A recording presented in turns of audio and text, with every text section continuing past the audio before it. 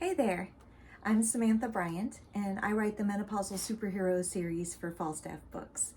And tonight I'm going to read to you from my work in progress, the fifth and final Menopausal Superhero novel. I haven't settled on the final title for the book yet, so I'll just call it Menopausal Superheroes number 5. And this is what will probably be chapter 1. Patricia put her claws on her hips and glared out at the pond. "Oh, look, a frog orgy." Lionel gasped, looking back at the grounds crew to make sure none of them had heard. "Patricia!" Patricia couldn't roll her eyes when she was transformed into her lizard woman form, so she settled for blinking them sideways, a move that always made Lionel shudder with revulsion. Bad enough that they'd been sent out to the countryside to deal with a strange disturbance. Worse, she'd been partnered with Lionel when she was in no mood to put up with his judgy prudery. That the disturbance was a preponderance of frogs made the situation that much more ridiculous. What did the Unusual Cases Unit expect a bulletproof lizard woman and Springfield's strongest citizen to do about this exactly? They should have called animal control instead, or left it to the science geeks. Where was a good terrorist threat at City Hall when you needed one? Ignoring Lionel's approbation, Patricia squatted and stared more closely at the frolicking amphibians. There was a desperation to their endeavors, but as far as she knew, that was usual for frogs during the last hurrah of mating season. The extra appendages, though? Definitely not ordinary. Grabbing a stick conveniently left near the bank of the pond, she reached out into the algae-thick muck and lifted one of the little critters out and ferried it to shore. The frog, or maybe it was a toad, Patricia had never learned the difference, clung to the stick, one long leg dangling toward the water. When she set the stick down, the frog remained lodged on it, the entire creature expanding and contracting as if breathing were a full-body effort. With all the stealth of a drunken moose, Lionel made his way to her side, then squatted beside her. Surprisingly, the frog did not flee. Maybe it could tell that Lionel, for all of his bulk, was a huge bleeding heart. For a long moment, the two heroes stared at the offending amphibian. It was a regular-sized frog. Patricia could have held it in her human-sized hand without difficulty. Not that she would. Despite her own affinity for reptiles and amphibians since her transformation into the lizard woman, she bore them no affection. Like small children and couples who baby talk one each other in public, Patricia simply did not see the appeal. Slimy little bug-eyed creatures that leapt higher than they had any right to. Disgusting. "Are they supposed to be that color?" she asked Lionel. Lionel had kids and grandkids. He'd probably dealt with frogs before. Kids liked gross things like that. Lionel peered down, then sighed and pulled a pair of glasses out of a side pocket in his costume and slipped them on over his sun-shaped mask. Lionel appeared younger and more virile since his acquisition of super strength and the gender changes that came with it, but it had not improved his middle-aged eyesight. Even with the glasses on, he still squinted. Patricia should give him the number of that office that did her LASIK surgery. After taking a good long look at the frog, Lionel finally answered, "Yeah, they're usually kind of mud and grass colored like this. Helps them hide in the shadows." Lionel tilted the stick, eliciting an angry little croak from the frog. "But they do not generally have so many legs." He rotated the stick so they could see the back end of the frog, where a stub of a triangular alligator-like tail protruded. "Nor tails." The frog must have had enough of their investigation because it leaped off the stick at that point and made a peremptory break for the pond. Patricia dropped the little net she'd been holding over it, waylaying the creature's escape to the murky waters. After a couple of feeble attempts, it seemed to accept its fate and crouched in the mud, glaring with yellow-eyed malevolence. Standing, she scanned the pond for any signs of danger. It wasn't large, maybe 20 feet or so across, roughly circular in shape, not particularly scenic unless you liked mud and weeds. It looked natural rather than man-made. Tall grasses grew around the edges, and while a light greenish scum had collected around the banks where the water was more stagnant, the center water was clear and reflected the bright sunlight overhead. The shore nearer the heroes writhed with hundreds of frogs crawling over each other. An Indiana girl by birth, Patricia had spent some time beside a pond before, though usually with high school friends and an illicit collection of alcohol cadged from the refrigerators and liquor cabinets of their parents.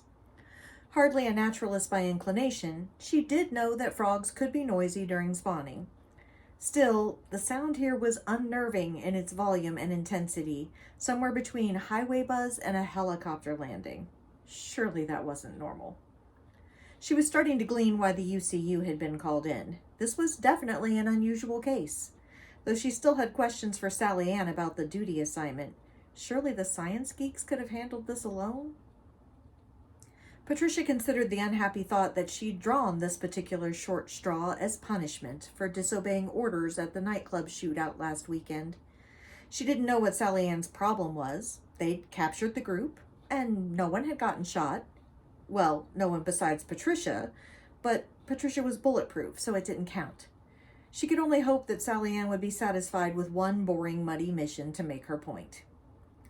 Lionel was still squatting next to the frog Patricia had netted. He gestured for Patricia to join him, and she complied, knees creaking as she settled into a wide squat on her taloned feet. "There's something weird about its tongue, too," Lionel said. Patricia wrinkled her nose. To think she could be out to dinner with Susie and her parents right now, instead of squatting in the mud examining frogs with Lionel. As if in answer, an image of Susie's sour-faced mother popped into Patricia's mind, and she shuddered. That woman always looked like she smelled something terrible when she looked at Patricia. On second thought, getting this call had probably been the better part of the deal. She could skip this round of passive-aggressive comments and barely disguised age insults and stay on Susie's good side, since it hadn't been her idea. Mud washed off more easily than vitriol. She refocused her attention on the captured frog and waited. It took a little while, staring into the bulging, mottled yellow eyes, but finally the creature's long pink tongue shot out, making short work of an insect that had been trapped in the netting. Patricia snorted. "I thought I was the city mouse between us, Lionel. That's just how their tongues work." "Wait," he said. It didn't take long. The frog's mouth opened, and his fat pink tongue protruded between its slimy lips, just resting there, ready for more insects. As the two heroes watched, a blue pulse ran through the flesh, illuminating the frog from within. Something sparked, arcing in front of its face. "Damn." She looked at Lionel. "Did you get some footage for the lab nerds?" Lionel nodded. "Weird though, right?" Patricia shrugged, affecting boredom, though internally she too found the whole thing eerie and strange. What's weird to us these days? I say it's just another day that ends in Y. Lionel pulled out one of the specimen containers and shook the frog into it. The creature didn't resist much. "We should gather a few more, then check the surrounding area," he said. "Make sure it's safe for the lab guys." Patricia started to follow her colleague, but found resistance. She had sunk to the ankles in soft, gooey mud. As she freed herself, grimacing at the nasty thickness between her talons, she heard Lionel cry out, but didn't look up. "What is it?" she asked. Feet freed, she stepped up onto more solid turf up the bank a bit and turned around. She was alone. No sign of Lionel where he'd been standing just seconds before. A specimen container laying on its side in the muck beside the equipment bag was all she saw. "Fuerte?" she called out, remembering to use his code name in case they weren't as alone as she'd thought. Patricia didn't bother with the whole code name thing for herself. Privacy was an illusion in the first place. But then, she didn't have children to protect. The only response was a fresh surge of frog noise, the already loud chirping and grunting now becoming a cacophony of clicks and gurgles, coalescing into one flow, as if a single, gigantic frog sang out with one disturbingly throaty voice. Reflexively, Patricia thickened her scales, armor plating rising on her head and shoulders. A splash drew her attention toward the water. Lionel stood thigh-deep in the water, grabbing at his chest and biceps, flinging frog after frog to the side, gingerly, doing his best not to hurt the creatures. For each frog he flung, 8 more leaped from the water, and he staggered around, making ridiculous squeaking noises of distress. He must have waited out to bag another specimen and gotten overrun with aggressive green jumpers. Before Patricia could decide whether she ought to laugh at her friend or help him, Leonel stumbled over something unseen beneath the surface of the pond, fell backward, and disappeared from view. Cursing, Patricia flung the supply bag further up the bank, then trudged into the water, moving as fast as her bulk and the sludge in the pond bottom would allow. Frogs vaulted into the air, shrieking amphibian outrage, but they bounced off her scales ineffectually, sliding back into the pond. A few unluckier creatures impaled themselves on her spikes. Patricia barely noticed them, concentrating instead on locating Leonel in the water. The pond was deeper than it appeared from the shore, and Patricia was standing in chest-high water by the time she reached the spot where she'd last seen Fuerte. With a clenched jaw, she took a deep breath and dropped beneath the dank water. Fuerte owed her big time for this one. Beneath the surface, the pond was teeming with blue streaks of frogs and black and green flickers of fish. Patricia gave in fully to her reptilian nature, and her vision changed, revealing all in infrared heat signatures. There, a distinctly Leonel-shaped red blob lay a couple of feet ahead of her, surrounded by small yellow and green blobs darting around with incredible speed. She lunged, grasping for him, and wrapped her claw around a muscular calf. Tugging him toward her, she then found an arm. Unceremoniously, she spun, pulling Fuerte free. Twirling around, she stood, bringing them both out of the water. After retracting some of her spikes, she flung him over her shoulder, his head dangling down her back, and trudged back to shore.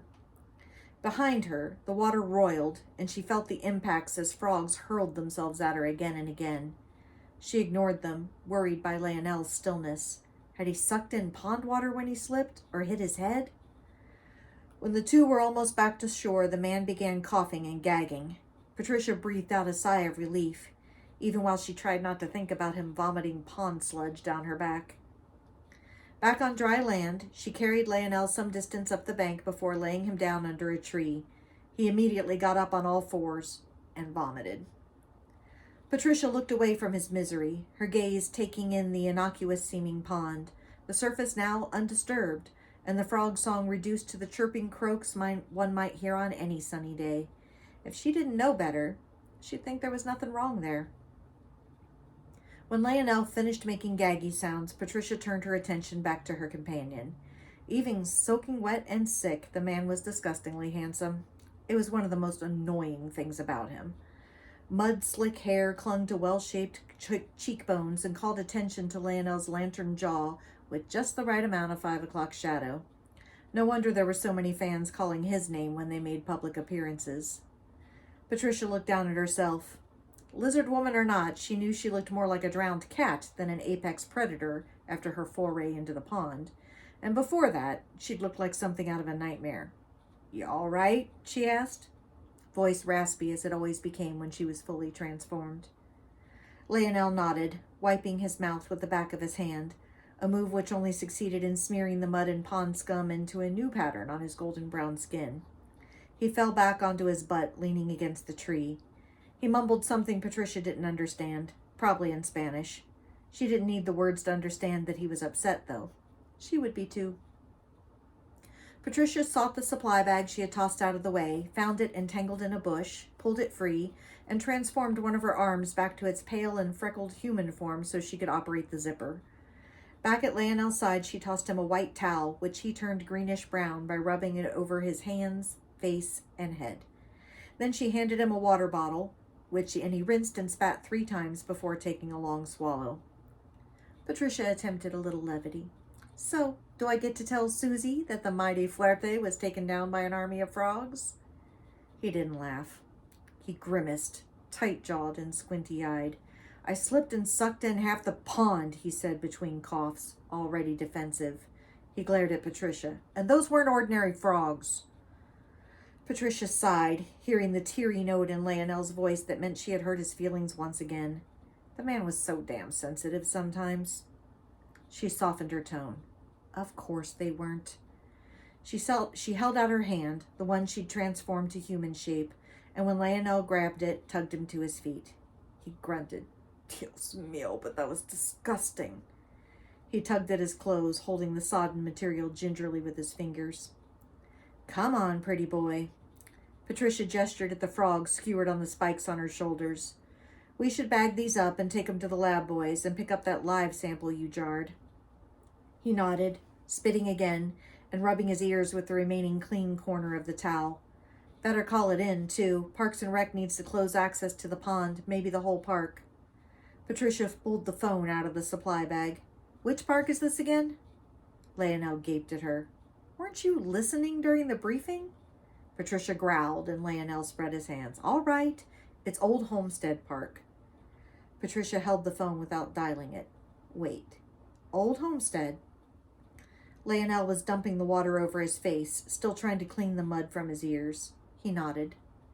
Pointing at the rooftops visible through the trees on the far side of the pond, Patricia said, So that's your neighborhood over there, right? Looking annoyed, Leonel nodded again. So? Patricia didn't speak, just stared at Leonel for a long, quiet moment until realization spread over his face. Dr. Lou. The two words were a curse in his mouth. Patricia knew how he felt. Of course, it had to be her. So there you go. There's your sneak peek into Menopausal Superheroes number 5.